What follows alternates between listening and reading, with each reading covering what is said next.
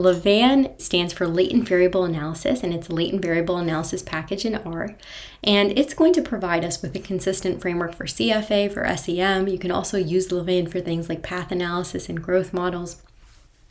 LAVAN's syntax is designed to be human readable. It's not very long code. It is flexible in that it supports many different kinds of models, and it is transparent because it's in R, it's easily reproducible. And LAVAN is widely used in psychometrics, in social sciences, and in industry research from latent variable modeling. And the key advantage is because it's in R, it kind of seamlessly integrates within R's ecosystem, and you can do things like wrangle data, visualize, and reproduce your findings easily. Yves Roussel, who's the creator of this package, has a citation for it, and so you're free to go ahead and use that citation here. I know I have numerous times, so that's a great resource. So let's get into using LAVAN. So this is my R script and my R setup. And before I jump into creating a model with LAVAN, I do want to run through a couple of things. My setup of my panes, it might be a little different than yours. I tend to have my script on the left-hand side and my console on the right-hand side.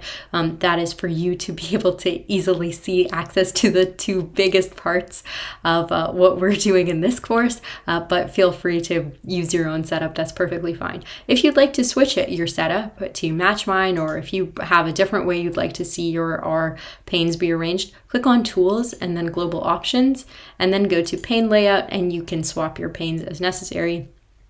Another question that I commonly get when people start to use R is, how do you change your appearance of R? And you can change different themes and change it to what you like. I normally like to work in a dark theme myself, but for the purposes of this course, I'm going to stay on a light background. So let's dive in.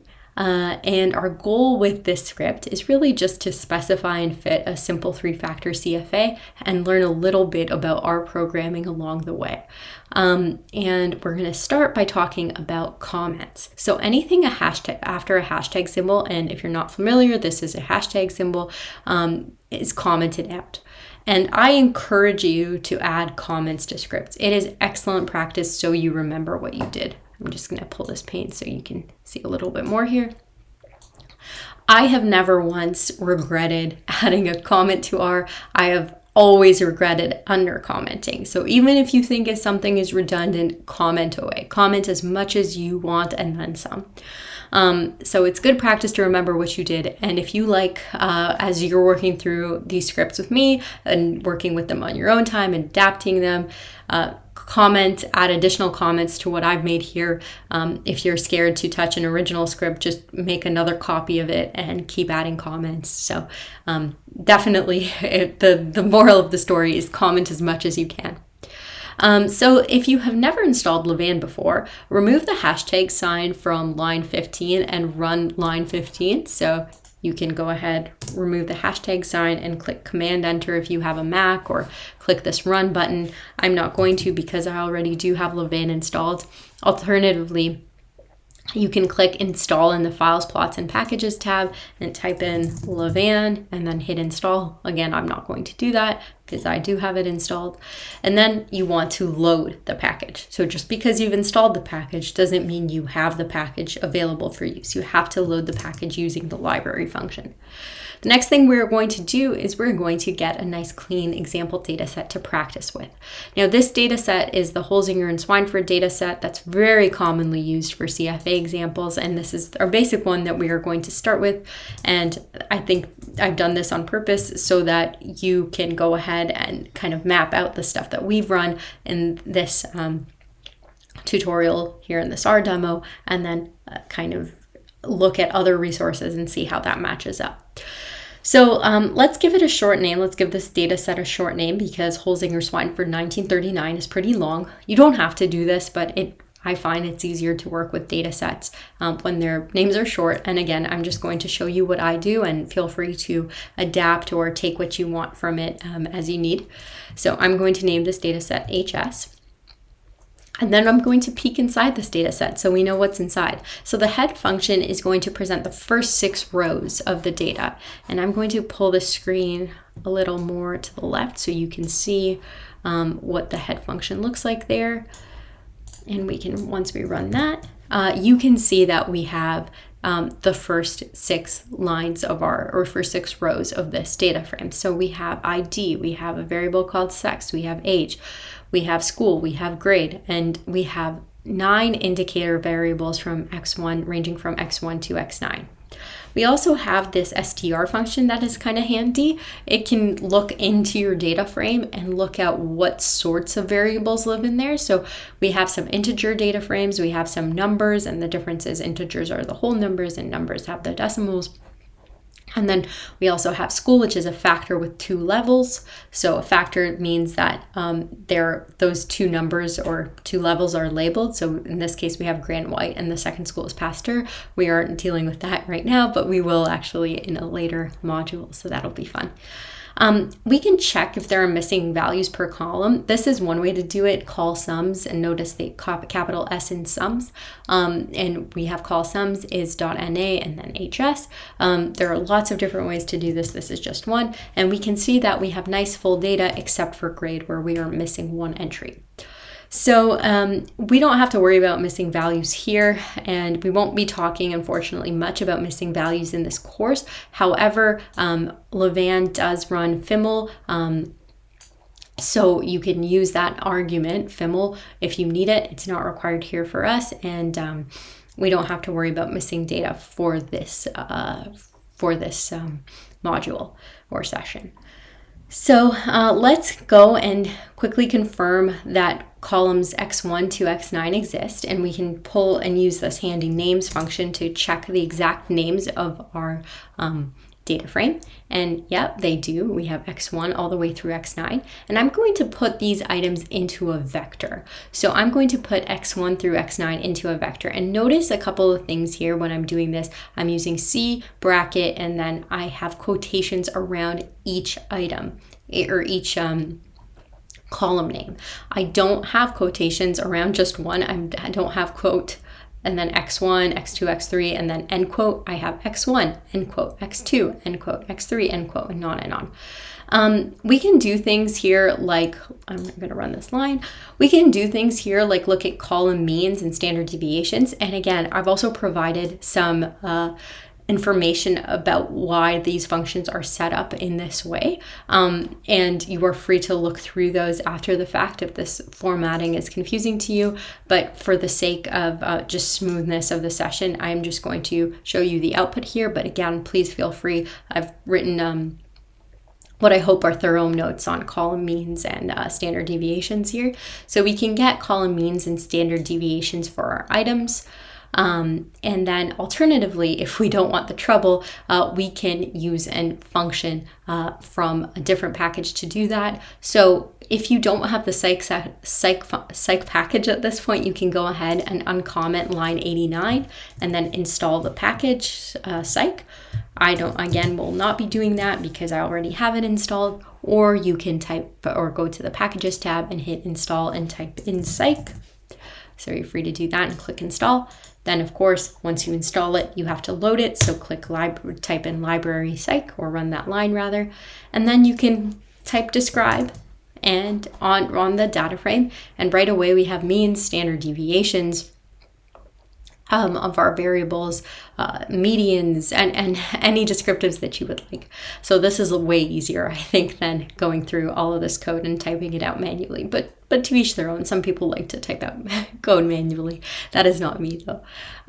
So for correlations, you can also get correlations between the items, and you can get a correlation matrix. If this looks a little bit more messy to you, I've shown you how you can wrap the round function around the correlations to have some cleaner reading there. And so this correlations output essentially is the first argument in the round functions, and we have this optional argument called digits, and we have rounded digits to 2, and that's cleaner reading. So now finally we can get to lavaan, and lavaan uses a human readable model string, which is fantastic. And the way we are going to write out our model is we're going to type out the latent variable name that we have, which we are going to make up that latent variable because it's latent. It's not living in our data set. We are going to make it up. We're going to make up the name. And then we are going to assign the indicators to it. So in the Holzinger and Swineford data, we have 3 different latent variables: visual, textual, and speed. And so I assign visual, textual, and speed to the 3 corresponding indicators. So visual has 3 indicators, x1, x2, x3. Textual has 3 indicators, x4, x5, x6. Speed has 3 indicators, x7, x8, and x9. Notice that when I'm introducing these indicators, I'm doing that using an equal sign and a tilde. That's in front of each set of indicators. And then notice the quotation marks I have at the beginning and end of the model text. And then notice that I'm assigning this entire bit of information, this model nomenclature, to CFA underscore model. I could have named this anything. I named it CFA underscore model. So once you run that, you can go ahead and fit the model using the CFA function. And we can do that. We only need 2 arguments. All we need is CFA, and then we will type model, which is our first argument, and we will say CFA model. That's the way we are hypothesizing our model is. Those are the features of our model. And then our data is HS.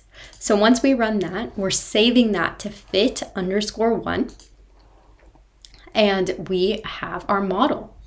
So by default, lavaan, and I should say other SEM software normally, sets the scale of the latent variables by fixing the factor loading the lambda parameter of the first observed variable to be equal to 1.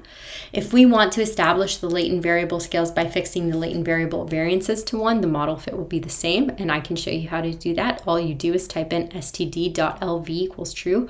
Otherwise, everything stays the same. And we can go ahead and examine the results of that. So the way to examine the results, including the fit and the parameters, is to run the summary function. Now the summary function, we're going to run them on fit 1 and run it on fit 1 and fit 2, and we're going to say that we would like the fit measures, which is an optional argument. We're going to type fit.measures is equal to true, and then we're going to type standardized equal to true to get our fully standardized estimates, which I talked about in, I believe, session 3. So here, have a look, and we get a lot of different output here.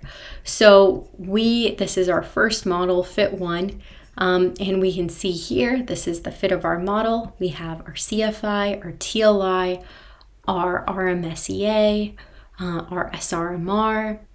We also have the latent variable, and right away you can see that this was fit 1. So this is where lavaan automatically fixed the first indicator to 1, for the loading of the first indicator to 1. So you can see here that this is 1, 1, and 1.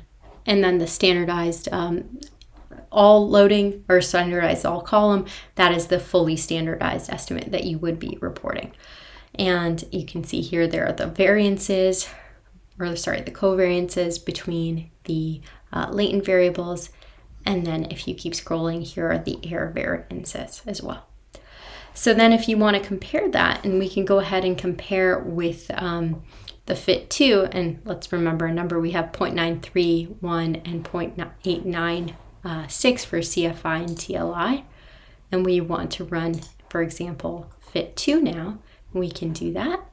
We can scroll through, and you can see that we have identical fit here for the second, for fit underscore 2, which makes perfect sense. All we've changed is the presentation of the model. So you can see now that we no longer fix the latent variable loading to 1. So these are now freely estimated, but we do have latent variable variances fixed to 1. And once again, the last column is going to be identical, and we can verify that. The last column is our fully standardized loadings there. So 0.772 was our first one, and if we scroll up, all the way up, we have 0.772 again. So these are the same across the models. If we just want the same key fit indices programmatically, there's a way to get that. Oops, sorry about that. I'll leave that in so you can see that errors happen in R all the time. You can see what these fit indices are here. This is CFI, TLI, RMSE, and SRMR. And you can also get a nice parameter estimates table if you'd like. And you can see what that looks like here. You can see what the standardized solution looks like as well, and just pull those standardized estimates.